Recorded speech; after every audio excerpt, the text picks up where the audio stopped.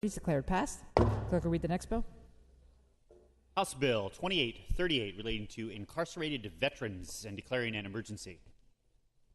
Question now rises upon third reading and final passage of House Bill 2838B. Representative Evans. Thank you, Madam Speaker.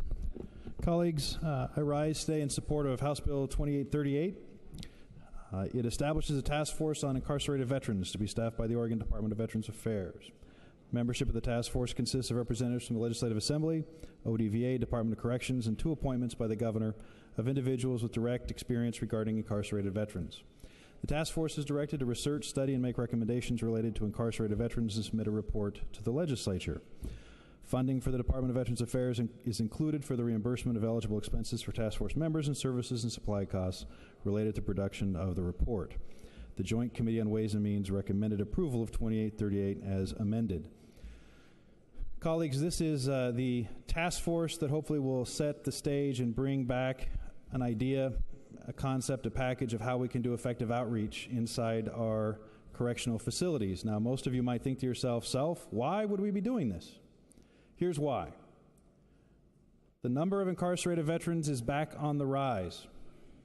Among female veterans, some figures are at 100% increase over the last 3 years. Some figures have it as high as 600% increase over the last 5 years. We have 700,000 veterans that are currently incarcerated. And if you don't believe we should do this to try to reach out and get them the help that they have earned, regardless of the mistakes they have made afterwards, think about this.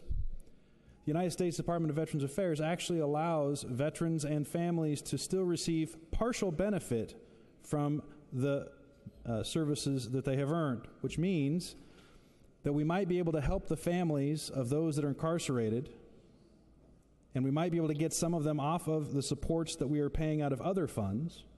And more importantly, we might actually be able to frame the reentry for the veteran back into society with the services, the support, the help that they have earned. One of the things in the military people talk about is never leave a buddy behind. You don't leave someone out on the battlefront. And I want to take just a couple of minutes to explain why this is a passion for me. Here's why. We fight wars today, as some of us have talked before, we fight wars today differently than we fought them ever. We have an all-volunteer force.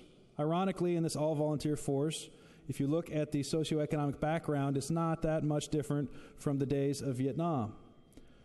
Urban poor, rural poor, still fighting the wars. But we didn't actually increase the size of the military to fight this war. We kept going along largely with the same force structure that we had before, which meant we send people more often. Whereas in Vietnam, it was understood that you'd serve 11 to 13 months if you were a draftee, and then you'd be done. Now, it is very rare to find someone who's been in the military longer than 4 years that has done just one tour overseas. Folks in Oregon and the National Guard, it is not uncommon to have done 4 or 5 tours. Regular Army, it's not uncommon to have done 5 or 6 tours. If that doesn't get your attention, think about something called the tooth-to-tail ratio. Once upon a time when we used to fight set-piece wars, it was very normal to have 10 to 11 folks supporting every trigger puller. You'd have mechanics, you'd have logisticians, you'd have drivers. We got creative. We found ways over the last 20 years to fight wars in a way that didn't really impact society by contracting things out. So we now have a tooth-to-tail ratio of 3 to 1 as opposed to 10 to 1, which means that we have more of our force actually engaged in the fight than before, and we have them more often engaged in the fight than we have before, and then we send them back to the United States and say, good luck, have a nice life. Not surprisingly, we see people ending up making poor choices and in the correction system. We can do better than what we've done. This task force is a way to look at what we can do while folks are incarcerated to get them ready for reentry if, in fact, they're going to be released someday.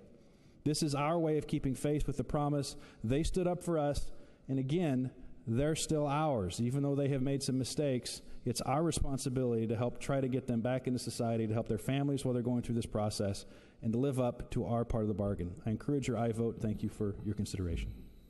Thank you, Representative. Further discussion? Seeing none, Representative, would you like to close?